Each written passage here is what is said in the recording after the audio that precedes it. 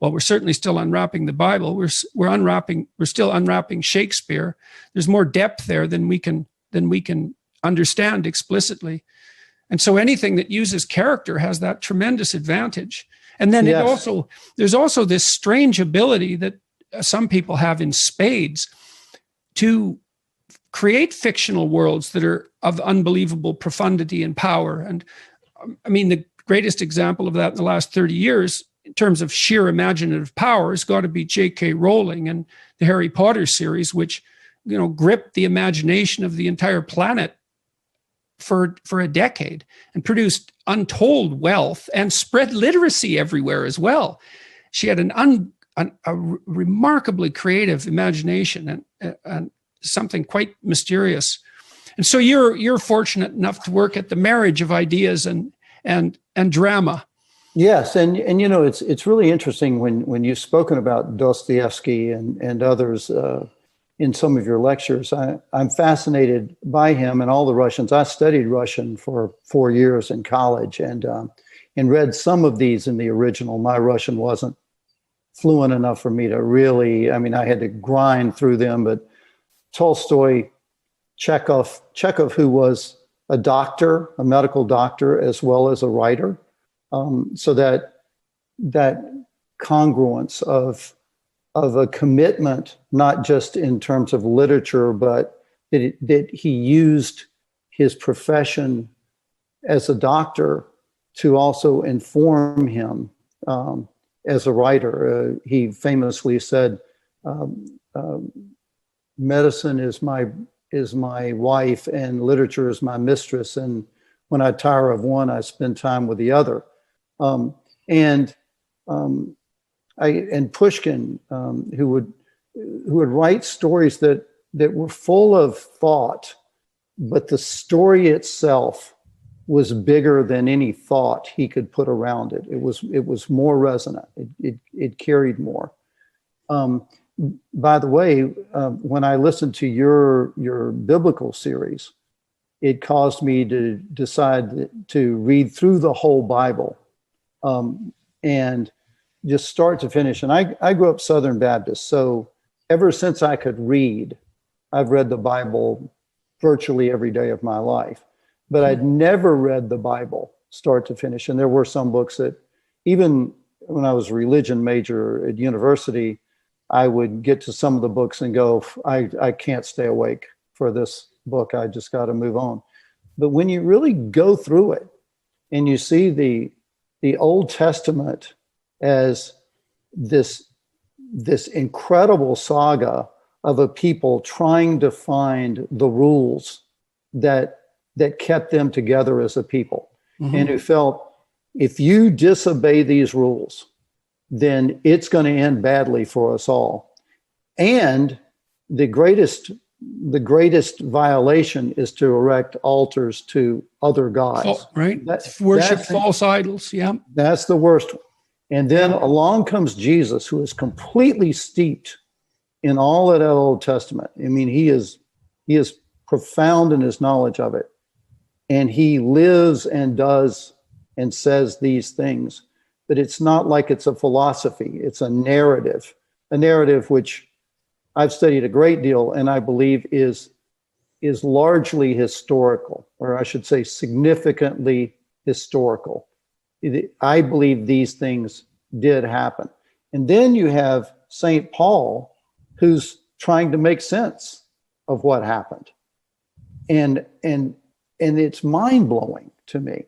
It's mind-blowing to read it as a whole and put it into perspective in that, having spent my life in church. What's mind-blowing about it in part, and I try to speak of the Bible not from the perspective of a committed believer, and I have my reasons for that. I guess it's partly because I want to concentrate on what everyone can come to see as true, I suppose. Perhaps that's it. But it is remarkable that the Bible does, in fact, make a coherent narrative, because we don't understand that. It was written by a very diverse range of people over a span of time that we can perhaps not even imagine. it's very difficult to tell how old the oldest stories in Genesis particular are. The story of the fall and of Adam and Eve and Cain and Abel. They bear all the hallmarks of a previous oral tradition that would have existed in a relatively unchanged form for tens of thousands of years, and perhaps even longer than that. And so they're unbelievably ancient. And then parts of it obviously are newer, and the written parts are obviously newer than any tentative oral tradition.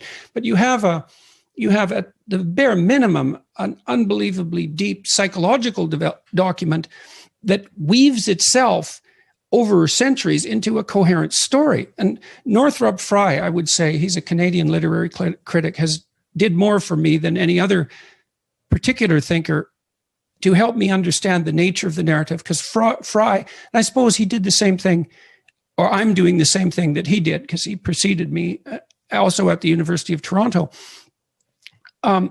He assessed the Bible as a work of literature, as a narrative. And that to me was never any denigration, because narrative, a powerful narrative, and you talk about this when you talk about Braveheart, for example, because there isn't that much known about William Wallace historically, but you crafted a narrative that was true enough, let's say, to be unbelievably attractive to people and to motivate them very deeply, because it's an affecting movie. Well, and if it wasn't, it wouldn't have been so popular. And so there's a truth in narrative that I think is even deeper than historical truth. A truly profound narrative truth is like the average of a whole variety of historical truths. And so it's the essence of historical truth. So it's even more true than what we would consider, say, eyewitness history, because eyewitness history is it's one battle, and there's maybe an epic theme in that battle. But then imagine that you could look at 1,000 battles and you could extract out from that what was canonical about heroic victory across all 1,000 battles. You see something like that happening in the Old Testament, and the narrative thread is really quite deep. Societies emerge, formulate, fall off the path, worship false idols, collapse. Right. And then the same thing happens again, and the collapse happens. And the collapse happens because people become too prideful, the kings in particular. They don't listen to the voice of conscience. And a prophetic voice arises and says, you're wandering off the tried and true path, and you're going to be punished terribly for that. And generally speaking, the kings ignore that, and catastrophe breaks free. And you see, and in the Old Testament in particular, there's the promise of the ultimate state in some sense. There's utopian promises that run through it, the search for the promised land. And then so strangely, you see that transformed into something that's not really political in the New Testament. You see that the promised land becomes the nature of experience as a consequence of a particular form of moral being. And then perhaps that has political implications, because people who acted like that would produce a particular state. But it's no longer the dream of establishing the state that will solve all problems. It's psychologized, and it's unbelievably profound. And that's, I think you can derive all of that from the biblical writings without even starting to move onto classically religious territory. And then that does beg the question, of course, is what does all that wisdom point to in the final analysis? And that's when the questions start to become religious. Yes. Well, Jordan, that's the part to me that it takes it into a whole different realm, as you say. There's a quote from Mary Oliver that a friend shared with me recently. It's keep some room in your heart for the unimaginable. And I find that in a great story, in any great piece of art, that surprise is the central currency of its power. There's an element of, if you will, of revelation, if you will. And I think it was Paul Tillich, I'm not sure, who said that religion is man's way to God and is always erroneous, but revelation is God's Way to Man. Maybe it was Karl Barth. It's God's Way to Man and is always perfect. Well, there's a revelatory aspect to any great story. When you're telling someone a story and they didn't see coming what just happened, that's what makes them awake. That's what stabs them broad awake. In Braveheart, so many people said to me it was when the woman that William Wallace loves, when her throat is cut, that's when suddenly they knew they were not in a typical action movie. Even to the very end of Braveheart, there would have been many people in Hollywood, and were, who thought, well, this movie needs to end with his friends swinging in on vines and saving him. We can't end an expensive historical epic movie with a guy beheaded and disemboweled. But that was where it had to end for me. But how we get there and what it says surprised me and surprised the audience too. And in that, I would think, is how it becomes resonant. I was doing a charity screening of Braveheart a few years ago for the first time in 2 decades, to sit in a theater and actually see the movie screened, not on television, but projected in a theater, and doing it for a charity in Austin, Texas. And at the end of the movie, I walked up onto the stage to do a Q&A. And the first person who stood up was a young woman in the front row, 19 years old. So she wasn't born when Braveheart had come out.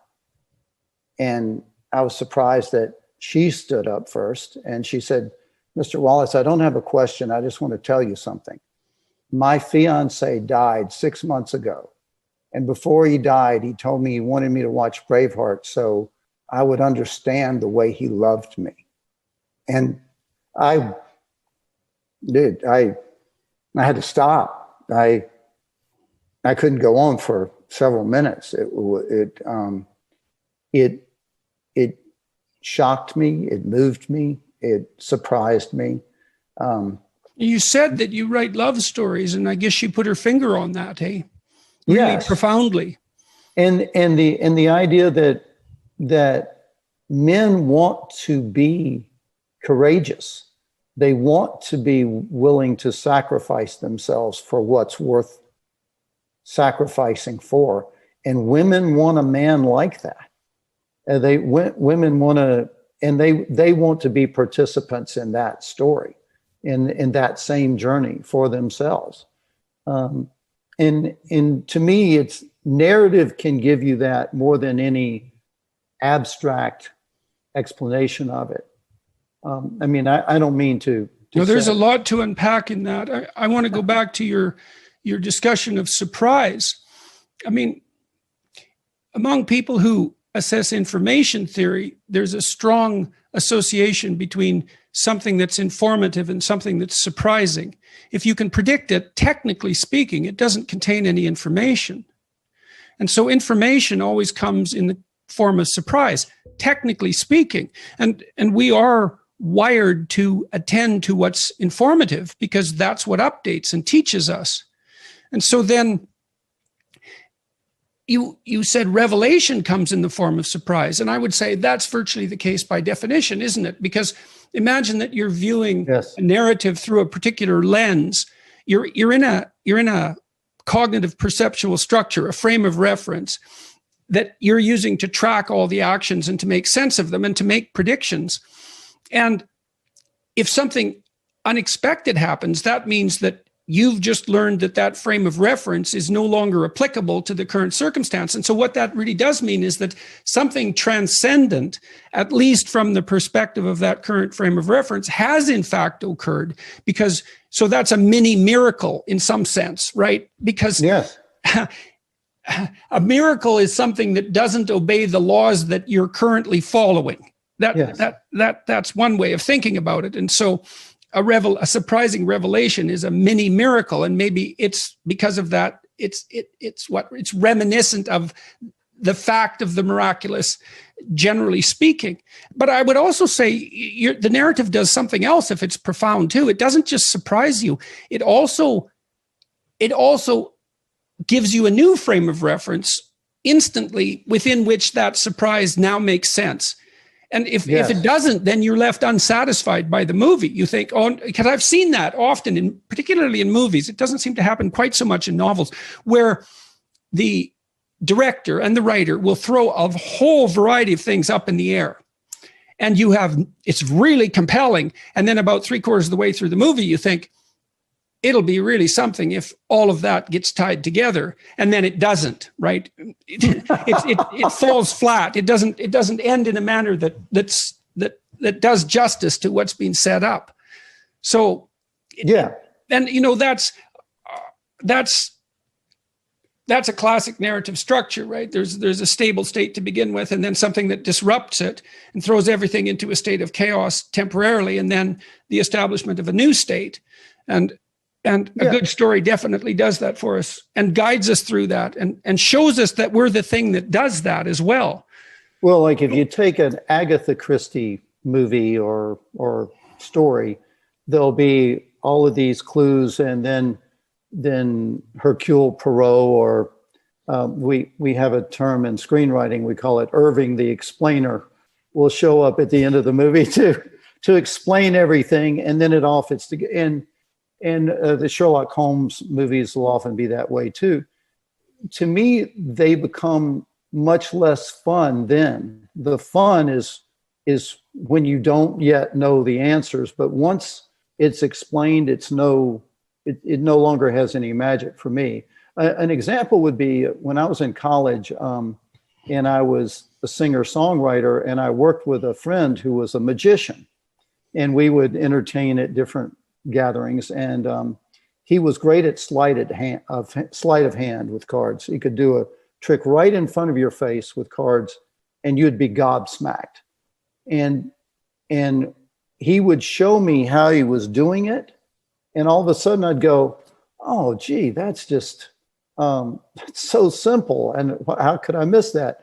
And then he would do the same trick to someone else, and I would be watching the trick, and I would think, "Oh, he blew it. He slipped. He showed them they can see how it's done."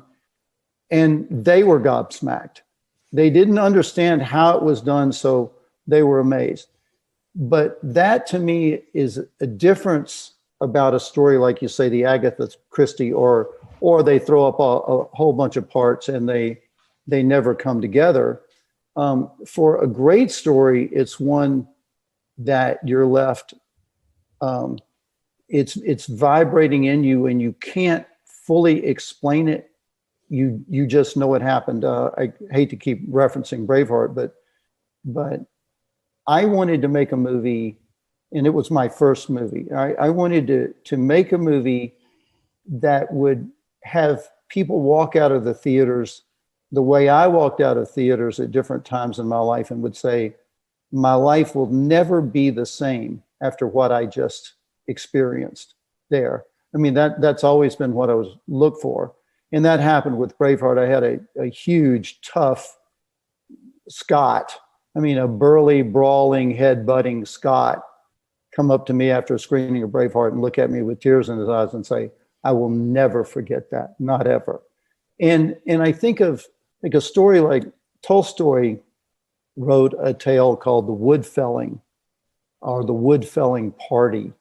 And it was about some Russian soldiers who were fighting, I believe they were fighting Afghan or Muslim troops in Azerbaijan or in the mountains, but they've been in this cold, forbidding place for a long, long time. They've seen all sorts of death, and they've gone out to cut wood and firewood and load it into a wagon, and a sniper hits one of them in the leg, and hits him in the body, and he's bleeding to death. And he knows he's dying, and they load him on the wood wagon to carry him back while he's still alive. But he grabs the lieutenant by the collar and says, "There are letters from my wife in my boot. Take them and send them back to my wife so she'll have them." And the officer says, yeah, I will. But the dying man knows he won't, because he's seen many men die and just pitched into shallow graves, and there's just so much death. So he says, no, take them while I'm still alive, and then I know you'll do it. So the officer gives the order, and they strip off the man's boot and cut through his pant and unwrap the wrappings around his leg that he's done to keep warm. And there are the letters. But what the officer sees for the first time in months and months, maybe years, is the bare flesh of a man's leg, this white, sunless flesh. And it's that reminds him that this is a human being. And Tolstoy says he was struck with a terrible dread of the loss of life. And I thought, even I remember I was 18 when I read that this is what an artist does. You hold up to us when we've become immune to certain things. Like you watching women, it's one time it's mini skirts, another time it's no bras, another time it's bare midriffs, another time it's something else. But you get used to something, so nothing it makes you notice. And the artist looks for, well, what can I do that will make people notice, to say, look here. See what's there rather than what you remember. Yes. Mm-hmm. So there's that interplay with, okay, there is your perception in what you're looking at, what you expect, like the magic trick. If you're expecting one thing and you don't see it, or now you know the trick, so now you perceive, that's one part of it. The other part of it is, okay, now I have perceived something. How do I make sense of that? I mean, another thing that I've been doing is working on the story for the resurrection, which I've studied since I was in school. The resurrection has fascinated me more than anything else, in part because, as I think it's N.T. Wright would say, if you don't think the resurrection is preposterous, you're missing the point.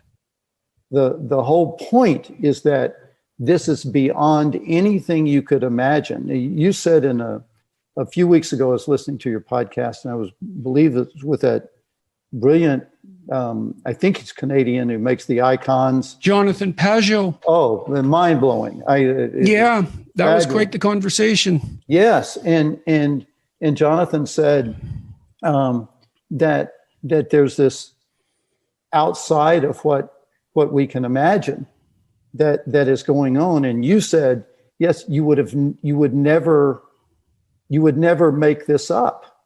If you make up this Jesus story. I even believe that. Well, that's part of the problem with Marx's theory that religion is the opiate of the masses. It's like, okay, fair enough, I get it, and it's actually a reasonably intelligent critique. You could say, well, if you wanted to enslave people and oppress them, then you could invent a story and you could use that as a manipulative technique. But then it seems to me that you'd want a story that was sort of maximally fantasy-like and attractive. And so then you're stuck with, well, why invent hell, for example? And then you can say, well, that's where you put your enemies, so that's kind of convenient. But if you take medieval experience seriously, it's quite obvious. There's a philosopher in Canada, Taylor, who wrote about this in a book called Sources of the Self. Medieval people took the idea of hell extremely seriously and tortured themselves with it, believed that the fruits of immorality were infinitely terrible. And while that isn't something that you use as a childish defense against the world, in fact, fear of hell is actually more intense, I would say, in some sense, than fear of death. And I believe that. I think there are things that are, if the thing you're most afraid of is death, you haven't been very afraid, because there are things that are far more terrifying than death. And certainly, well, hell is among those. And I suppose that's the place that you're eternally tortured for your own immorality, maybe perhaps even defined by your own conscience. Anyways, you wouldn't invent that as something attractive to the masses. And there's much of religious thinking that's like that. It doesn't have the aspect of, there's too much burden in it for it to be pure escapist fantasy. There's too much, and there's too much about it that's incomprehensible for it to be like a conspiratorial machination. No, it doesn't. It's not a hypothesis that fits the data well at all. Right. Well, it's a limit case also in some sense. Like you talked earlier about, you said something about sacrifice, and that, well, people don't take the idea of sacrifice very seriously. I've looked at the development of the idea of sacrifice in the Old Testament, and one of the things I've come to realize is that one of the great human discoveries was actually that of sacrifice, because it was the discovery of the fact that you could modify the present so the future was different. So it signals the discovery of the future by humanity, the idea of sacrifice, because you become consciously aware, perhaps after acting it out for God only knows how long, that you can give up something that you're deeply committed to in the present, something of extreme value, and obtain something of even more value in the future. Yes. And that's the discovery of an entire dimension, the temporal dimension. It's a cataclysmic discovery. It's on the same order as the emergence of self-consciousness. And then mysteries emerge out of that. So, well, some sacrifices work better than others. Well, why? Well, the reaction of being to sacrifice seems to be reflective of the nature of being. And that's definitely the case. Some sacrifices work and some don't, just like some games are playable and some aren't. And so sacrifice has value. Well, then the question starts to become, well, what's of the highest value that you should sacrifice for? And what is the ultimate sacrifice? And well, you can give up something that you own. You can give up something that you love. You can die for something, or you can sacrifice your entire life to it. And it seems to me that in some sense, the latter, the last of those, is the ultimate sacrifice, to give up your entire life for the sake of the highest ideal. And Right. that is the ideal of humanity. And then that is the ideal of humanity. And that is what everyone admires. And that's what we all look for in stories. That's what compels us. You said, well, it's the basis of romantic attraction. And I believe that to be the case. That associated with generosity, right? To share the fruits of your sacrifice. And the question arises, well, what is the ultimate sacrifice and what would be the consequences of that? And that's obviously what's being investigated, let's say, in our religious thinking. In the New Testament, there's no doubt that that's what's being investigated. Is there a cosmic significance to the idea of sacrifice? And I agree with that completely. And I believe that's what is at play when you're making the sacrifice. There's this other element of faith in it. Like the person making the sacrifice is, instead of it just being a negotiation, central to the sacrifice, it seems to me, is a transforming commitment. That the person is being transformed, and what he is giving is transforming. It's like one of the most commonly quoted lines from Braveheart is, "Every man dies, not every man really lives." And I didn't. By the way, it's pet peeve of mine. Another line from Braveheart, besides just the scream of freedom that people do, that comes from the film, but is, "They may take our lives, but they'll never take our freedom." And that quote is on the wall of the United States Air Force Academy, but under it is the name William Wallace, although William Wallace never said that. And I keep wanting to write the English department there and say, "Hey, listen, guys." But where that quote came from was me thinking, okay, is it ego? Is it pride? Is it stubbornness that keeps William Wallace in the dungeon, refusing to submit to the king, refusing to ask the king for mercy and maybe buy time in his life so he can survive a while longer? And the queen, the future queen, comes to him with that offer. And then she says, "You'll die, it'll be terrible." After he has said, "If I submit to him, if I cry out for mercy, then everything that is me is dead already." And she says, "You'll die, it'll be awful." And I was thinking, well, what can he answer to that? And that was, every man dies. Not every man really lives. And it became that, and in thinking of, say, Jesus at Golgotha, that if you took a snapshot at Golgotha on the day Jesus was crucified and you said, who's the victor in this picture? You probably wouldn't be inclined to say the guy on the middle cross. But you might, if you stared at the picture long enough. You actually might see it. Human beings may recognize that this one here in this way was doing something beyond all understanding. And to me, writing a story isn't just me going, what will surprise the audience? It's, I am being surprised by the story as it's coming through to me. The most notable part of that in Braveheart was I reached the end of the story, and I can see this clearly now, although it was more than 25 years ago. The axe is falling toward William Wallace's throat. And I wrote that on the page. And then I thought, well, we can't see the axe contact his throat and sever his head. What do we see now? And then I thought, well, what about to look at this from the point of view of him? When he knows he has fractions of a second to live, what would he look for? Where would he turn his eyes? Would he look at the axe? What would he do? And he would know that his friends were there. So I wrote, in the last instant of his life, William Wallace turns his eyes to his friends, who were Stephen and Hamish. And I did not know, Jordan, until that instant, that there between them was her, the wife he had lost. And I wept. And I had no sense that anybody else was going to relate to that story. I have a friend named Jack Bernstein, who's a comedy writer. He wrote Ace Ventura, the original Ace Ventura. And Jack is different from me in almost every way. If you put our traits on paper, we're just polar opposites.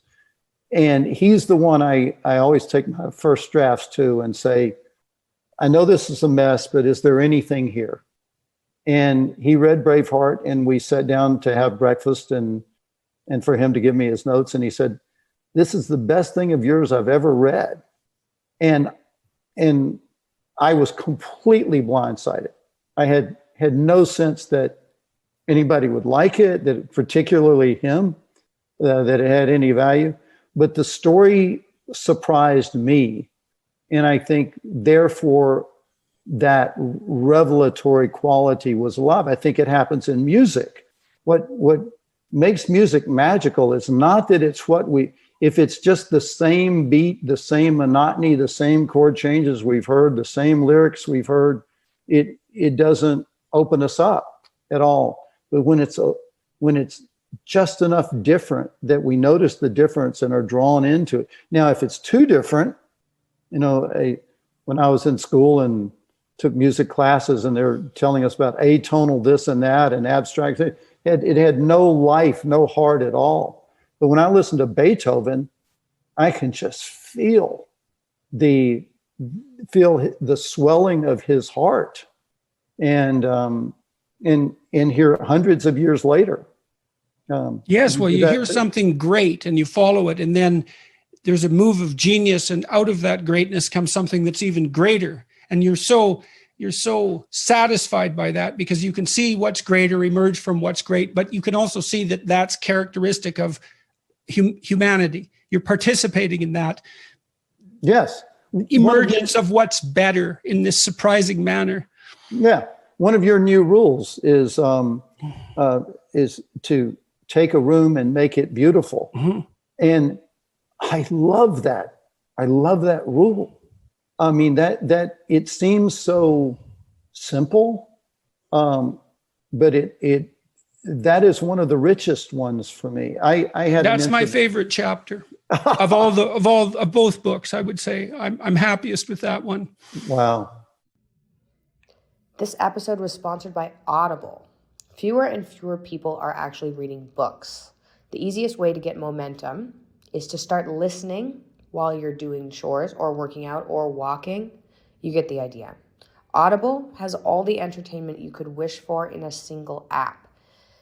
There's something for everyone on there, from bestsellers to memoirs to classics like my favorite, The Master and Margarita.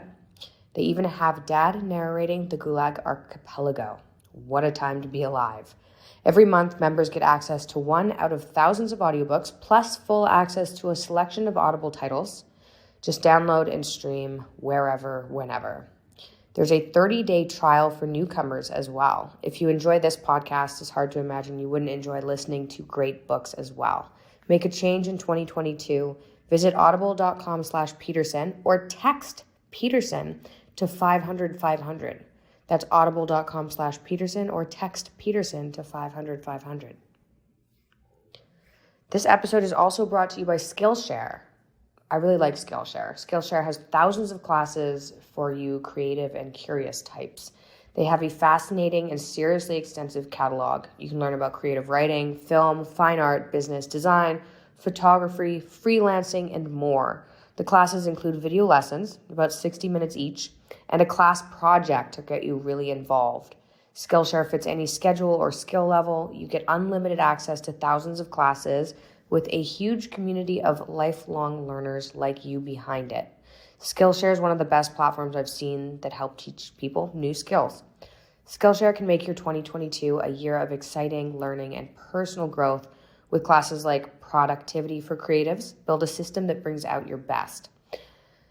That sounds pretty good to me. So try this special offer and explore your creativity at Skillshare.com/Peterson and get a 1 month free trial. That's 1 month free only at Skillshare.com/Peterson. Why term it the theory of enchantment? You're careful with your words. You obviously thought about that for a long time. And yes. So yeah, I mean, it's interesting because I feel like the term enchantment came to me almost in passing.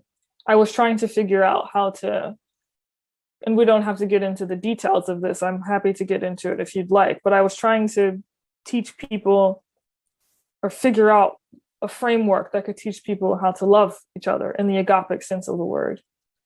And then I began to ask myself, well, what are people already in love with? And so I ventured into pop culture because pop culture shows us what people are already in love with. And I started to study aspects of our popular culture, which included things like Disney films and Nike and Beyonce and all of these brands that have quasi-religious, actually not quasi, religious-like devotion from their fans. And I was just why? What is happening there? That's so interesting because it means that you this is one of the problems I have with the rationalist atheist types. Like, it's a major problem. It's like, forget about the ontological claims of religion. And that isn't the issue in some sense, as far as I'm concerned. And this touches on your discussion of Descartes. It's like, people obviously have the capacity for religious experience. We have the capacity for awe. And you could say, well, awe isn't a religious experience. Well, that's a matter of definition, and we could play that game. Yeah. But if the awe is deep enough, and it's a definitional issue, is for all intents and purposes, deep awe is religious, or we need another word that means the same as religious if we're going to talk about it. And you participate in that in dance and in music and in these popular stories, which is why I've been so interested in taking apart Disney films, for example. And they're very expensive productions. They're very labor intensive. The people of genius work on them. They have huge cultural impact and they're extraordinarily popular. It's like, what's going on here? Exactly. And so it's definitely worth an analysis. And I think you're wise to start with, well, what is it that people are valuing and why? It's an empirical observation in some sense. This is where they're deriving meaning and value. And the deep study of that is a religious study. And there's just no escaping that. So, okay. So you're looking at pop culture. So I'm looking at pop culture and I'm studying Disney and Beyonce and Apple and Nike and all of these brands And I'm looking for a common theme to see if there's a common pattern across all of these. And the common pattern I'm seeing is that all of these brands are creating content where their audience sees themselves, their imperfect selves, and their potential reflected in the content, which is why they gravitate toward it. And so I'm seeing, in these Disney films that are motifs for the human condition, where this imperfect, flawed would-be hero has to go through a series of ups and downs and ups and downs and ups and downs to discover their potential self and emerge the hero. I'm seeing, almost every Nike ad being this narrative for this, sort of junior varsity athlete trying to become better and better and better at her craft and then emerge in a spirit of excellence. I'm seeing Beyonce say things like, "Who run the world, girls," and women gravitating towards that because they see their potential reflected in those lyrics. And it's a universal ideal that compels us to imitate, and that's what attracts our attention. And that pattern, to identify that pattern, is to look for what is truly religious. Because the pattern that underlies everything that compels us is the religious pattern. And it's the religious instinct that orients us towards that. And that is not an ontological claim about the structure of reality. I'm not saying anything about God. This is a different kind of conversation. Right. Now, that might point to God, and in some sense, it most definitely does, but that isn't the same as the discussion about whether God exists from a propositional perspective. Which would be the wrong question anyway, I would argue. But yeah, so I was seeing all of this emerge from the research that I was conducting. And then at the time, I also read a book called Enchantment, which was written by Guy Kawasaki, the former marketing director of Apple. And he defined enchantment as the process by which you delight someone, where a person sort of starts to open up to life. And life it's enticement, an invitation. An invitation, an attraction, so to speak. And he said that this can be present in a human being and a product and an idea. And he also said that Steve Jobs used this idea to design Apple products, to sort of figure out the aesthetic of what Apple products should look like. And meanwhile, the idea of enchantment correlates very closely with Disney, because Disney is, takes place in these enchanted forests and these magical kingdoms, and there's this underlying concept of enchantment.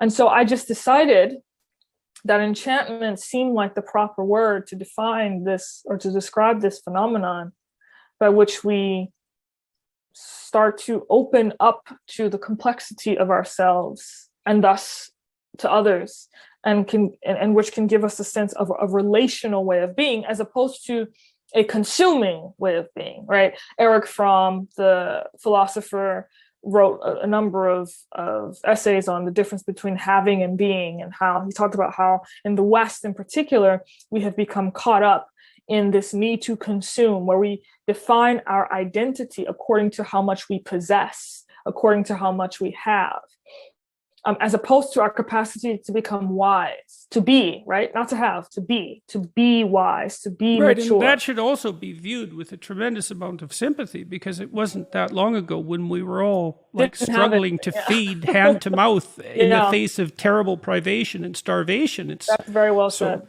Yes. So that's another place to have some sympathy for hyper-consuming human beings. It's like, oh, look, we have enough. Oh, well, that's never happened before, ever. So now we don't really know what to do with this.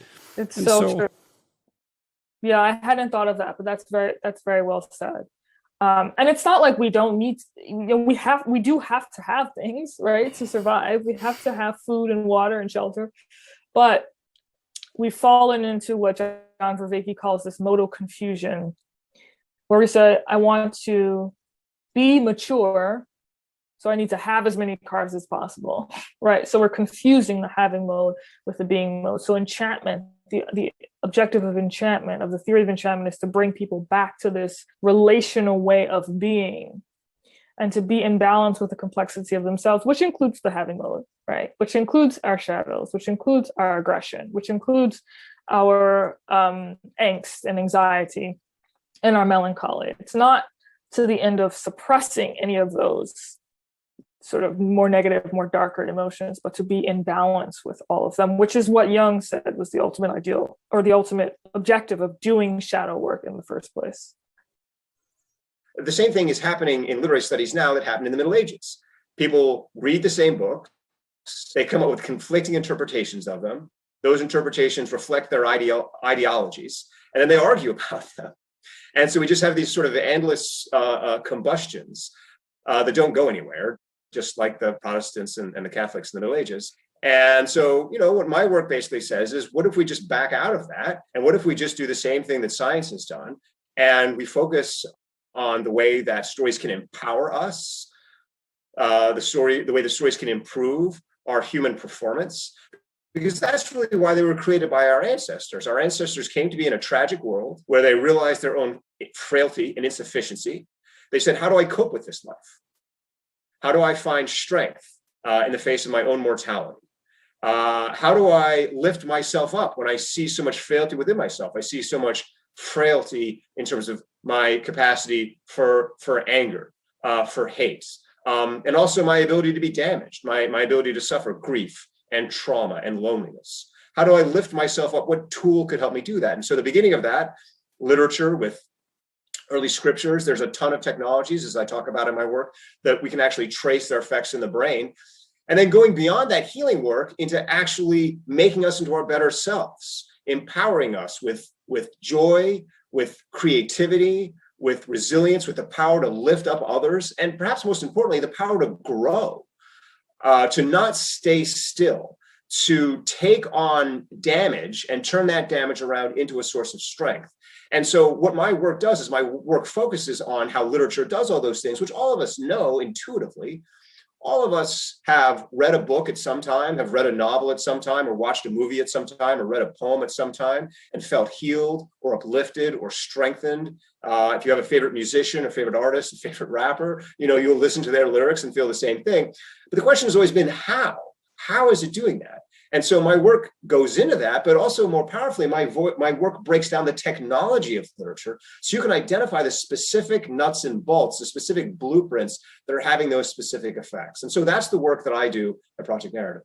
So in Wonderworks, in this book, which I referred to earlier, you list out what you consider 25 inventions, and they basically constitute the chapter structure of the book. And so you examine the manner in which stories do such things as rally courage, or stoke romance, or help control anger, or transcend hurt, or excite curiosity. I'm not going to go through all of them, but to dispense with pessimism and banish despair and heal from grief and decide more wisely. And so in some sense, it's a listing of existential concerns. And so you've broken down narrative in these 25 ways in this book to discuss the major sources of existential concern that plague mankind, and then have put forward the notion that we have stories that surround each of these fundamental concerns that help us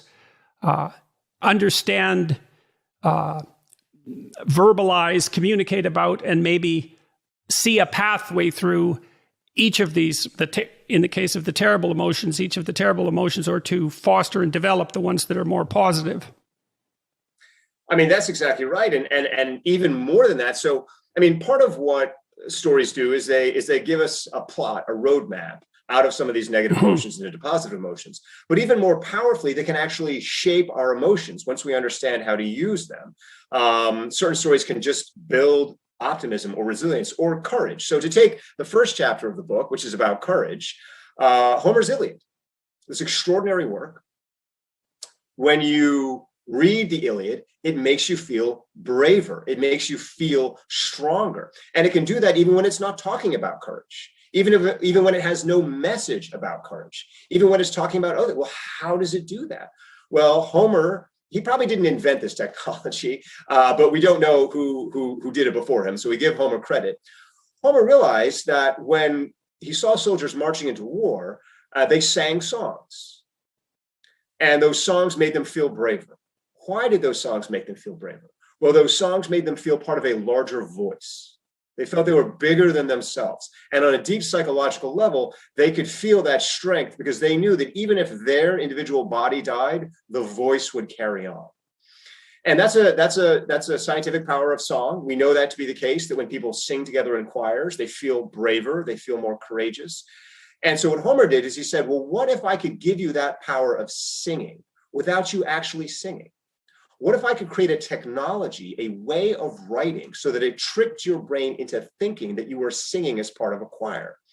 And that's, of course, what the Iliad does. It makes you believe that you are listening to the song of a god, sing goddess of the anger. That's how it begins. And it uses all these tricks and techniques, which I go through in the book, into making your brain believe that you are singing as part of this larger chorus. And so when you simply read the book, it makes you feel braver. And that technology... Well, that idea that you had there, that that group singing unites you with the central voice whose existence transcends death. I mean, there's a very deep religious-like idea in there that's implicit, right? That there is a voice and there are words that unite and transcend and that supersede death. And so that's part of that heroic pattern, I suppose, that Homer is referring to, that you can step into as an active agent in engaging in this literature. Just like when you walk into a movie and you embody the heroes or the anti-heroes sometimes that you see on the screen and experience the emotions that they experience, for better or for worse, as I suppose as a form of practice. That's exactly right. And, one of the things that is distinct about the Homeric gods is they're large humans. Homeric gods, unlike some sort of an extreme Gnostic version of God, as the Via Negativa or something that is completely non-human and that we can't access, these Homeric gods are essentially heroes in the sense of just being bigger versions of us. And so they're gripped with all the same problems that we have, all the same frailties that we have, jealousy, rage, insufficiency. And so when you join with them in this bigger voice, just as you would in a hero in a movie, you feel that you are becoming yourself only greater. You don't feel like you're losing yourself, but you're joining this bigger thing that is yourself, that makes you bigger, that makes you more powerful. And that's where the spiritual experience comes from. And absolutely, one of the basic primordial experiences of literature, which is so basic, I don't even include it as one of the technologies in the book, I just talk about it in the introduction, is spiritual experience. We can actually detect you having deactivation in your parietal lobe, as you have what's known as a self-transcendent experience, in which you feel the boundaries of yourself and the world dissolving, between yourself and the world dissolving. And that's associated with increased life purpose, increased generosity and kindness, because you no longer have the same sense of ego. You feel connected to others. And that sense of spiritual, the word literature and the word scripture are synonyms. They mean that which is writ. And so if there's one fundamental thing, more fundamental even than any of the technologies I talk about, to get from literature, it simply is that sense of spiritual experience. And I do think that is the basic and most powerful experience that any of us can have in this world, because it makes us not only stronger and more purposeful in ourselves, but kinder to others. And really, that's ethics, to be stronger in yourself and kinder to others. Right, to be more effective and more useful socially, broadly. So, okay, I want to ask you a couple of things. I've done a lot of thinking about narrative. When I read this book back in the 1980s, The Neuropsychology of Anxiety by Jeffrey Gray, and that book had a tremendous impact in the field of psychology, although it took about 20 years before people, I suppose, incorporated at least some of what Gray had proposed. And he got a lot of his ideas, although I didn't know it at the time, from Norbert Wiener, I don't know how to say his name, a brilliant cybernetician who worked on establishing what might be the basis of intelligent abstraction, and so that it could be mechanized. And so I read Gray at the same time and learned about his association with Wiener and cybernetics, and at the same time that I was reading a lot of analytical psychology, mostly by Jung and his students. And I started to understand that the the basic cybernetic mechanisms that Gray was discussing as characteristic of cognitive processing seem to me to be the same thing as the fundamental elements of a story. So let me run this by you and you tell me what you think about this. Okay, we'll see how our thinking is meshing perhaps and differing. So I thought that there are basically two types of stories in a functional sense. There's a simple story and there's a story about how stories transform. And a story itself is actually the frame of reference that we use to perceive the world and act within. So I don't think we have I don't think we think and then we think in stories as a subset of thinking. I think that the story is the frame for our thought. And that frame is actually what produces our motivation and our emotions.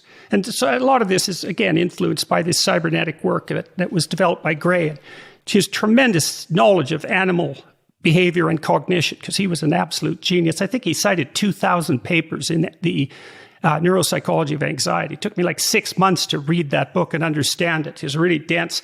So imagine that in the simple story, you mentioned literature as a story as a map. And I think that's the fundamental issue. So we're always somewhere. That's our starting point. And we're always moving somewhere else because we're active creatures. And we have an image of the destination in mind. And so we segregate up time and space into a functional unit that defines the geographical and temporal bounds of our current operations, and we specify a target. And even when our imagination is free-floating, partly what we're doing is playing with different spatio-temporal frames of reference. So we might be playing with 10 minutes, we might be playing with an hour, we might be playing with a day, we might be playing with 2 weeks. We can expand and contract that more or less at will. But so the map covers a spatio-temporal domain. Okay, and then the goal is specified, and then we feel positive emotion when we see any indication from the environmental feedback that our actions are moving us towards the goal. And we feel, and that's technically positive affect because it's associated with forward movement, left hemisphere activation, dopaminergically mediated. So we can conceptualize the goal abstractly, interestingly enough, and we have to do that because we can play with these spatio-temporal frames of reference. And then if we see a pathway to the goal, a clear pathway that we can implement behaviorally, then that fills us with positive emotion. If we see obstacles in the way, then that induces negative emotion and stops us. And when we stop, we'll play around with the spatio-temporal framing, making it smaller. Maybe we have to deal with the next minute, or larger, trying to reconceptualize the territory so that we can continue our movement forward. Okay, so that's story number one, simple story. I was here, I went there, and here's how I got there. And you might want to listen to that because maybe you're there and you want to get to the goal and you need directions. Okay, the next story is different. It's the transformation of stories. And so it's the typical fall or paradise rekindled story. So you have a frame of reference. You're moving towards a goal. Something that isn't modeled within that frame of reference occurs. It's like an alien invader in some sense. It doesn't make sense from within that current frame of reference. It blows the frame of reference into pieces. You enter a land of, in some sense, of narrative fragments. That's the underworld in mythology. You have to sort those narrative fragments up and rebuild them, remap the territory, and then you build another story. So that's a meta story. It's a story about how a story can decompose, collapse into catastrophe, and rekindle itself. And it seemed to me that there isn't anything more basic to our abstract thinking than that sort of nesting inside of stories. First of all, I completely agree on the overall point. So, I actually have a book coming out next year on Columbia University Press, and the title is Story Thinking, because basically my belief is that human cognition is largely narrative, and that actually we process the world narratively in this exact way. And this is actually what makes our brain function different from computers and AI. Whether or not computers and humans can do the same tasks, we do them differently. Computers think in these kinds of logical correlational sequences, and humans, to your point, think in plots and plans and narratives and goals. And those plots and plans are then associated with emotions, because a computer exists in the mathematical present tense, so it cannot have desire. There's nothing missing to a computer because it's always in the same place all the time. It's always the equal sign of the mathematical present tense. But we as the humans are able, through plotting and planning, to imagine a future that is distinct from the present, which creates desire or fear or hope or all these other emotions. And so narrative and emotion just go together completely in human experience. And, that's why emotions are both shaped through narrative, but narratives are also shaped through emotion.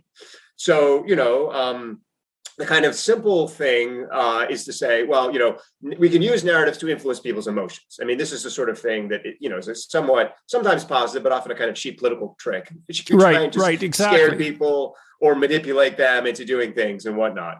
But the real power here is to say, first of all, how can I shape my own emotions with narrative? What emotions? In other words, I'm not trying to shape your emotions. I'm trying to shape my own emotions. I'm trying to control my own anger or increase my own hope. How do I do that? By retelling my own stories in my own head. And then the second factor of that is, how can my emotions come into play and enable my narratives? How can I develop the emotional resilience to be more likely to carry on my own story? How can I complete my story, even though I have these obstacles in front of me? And to me, the function of literature, so literature is related to stories, but slightly different in the fact that literature is really the kind of experimental zone where you're pushing the envelope. I mean, literary writers are people who are somewhat dissatisfied to kind of, talk, to think about how you're talking about stories breaking. They're dissatisfied with the stories they have, they're not working, and they say, how can I take these stories and somehow make them new? How can I innovate them? How can I go beyond the stories that I've inherited? How can I push that envelope? And so really what I do in the book is say, here's 25 examples of how stories were broken and then put back together again, and how this technology, just like, any technology that humans have developed, has been expanded and innovated over time to go beyond that simple, I just have to get to this goal story, which I agree with you, is that, that's a fundamental story, beginning, end, the most basic unit, beginning, end, and I find myself in the middle. But, the wonder of being on this earth is that there is this possibility to tell our own story, and beyond that, to build stories that we can hand on to other people to empower them to tell their own stories. And it all goes back to this sense of dynamism that you're talking about, and also these emotions that you're talking about. And to unite us in a collective story so that we can work cooperatively together towards the same ends, right? So that we all come under the same banner in some sense. And that's that shared intentionality that's very specifically human. You don't see that much manifest itself much in other animals. Even the higher apes have a hard time with it compared to us. Absolutely, yes. And what's really important about that is that it's ultimately voluntary. Because again, if we brainwash people to have the same story as us, that's to me a biological no-go. It's not particularly effective and it's unethical. But if we find a story that's so compelling that when we share it with someone else, it empowers them and then they join our story, we are most happy when we do not perceive ourselves as inheriting an archetypal story from somebody else. If I were to say to you, here's the archetypal story, you're going to end up back there, that would be disinteresting to us emotionally. We want to tell our own stories. We want to be particular in ourselves. I would also say that even though human psychology has remained relatively constant for at least 300,000 years, and parts of it for over a million, our world is changing and has changed. And there are real differences between the way the world works now, the kinds of actions and behaviors that are going to function now, than there was even 500 years ago. And so there is this need for flexibility in narrative. So even as what you're talking about, I think, Jordan, is this fundamental spiritual component of narrative, the way in which narrative can connect us with the eternal, a sense of things bigger than ourselves, and that transcendent sense of purpose is what lifts us. But narrative also has this flexibility outside the spiritual, in the material world, to say, okay, how do I navigate this challenge? I'm not going to navigate this challenge as Luke Skywalker or Christ, because Luke Skywalker and Christ didn't encounter it. Okay. I don't think it's abstracted outside of the spiritual. I think this relates to the issue of the relationship between the conscious propositions and the unconscious understructure. So I think that we think in stories, we frame the world in stories, we see in stories. And this is partly why, for example, our eyes are adapted with the whites of our eyes so that other people can see our eyes.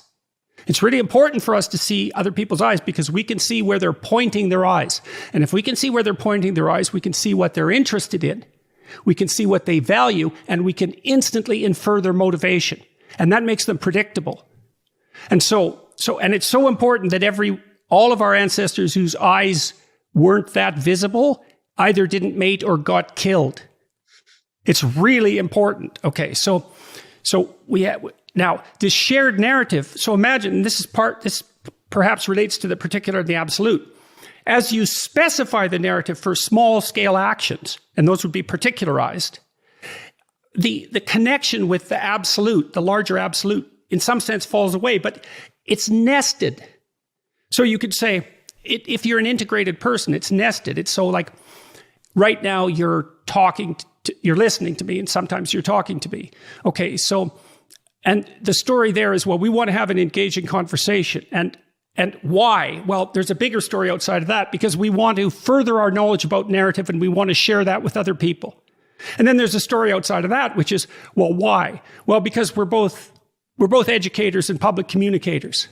Well, why bother with that? Well, because we think education, rationality, and narrative are important for the proper functioning of human beings. Well, why is that relevant? Because we care about the emotional experience of people and we want to further their growth because we want things to be better. And what's outside of that? Well, it's something like the idea that truthful and engaged exploration is a high value. And then outside of that, well, at some point you get to the ultimate abstraction, right? Which is the ultimate good.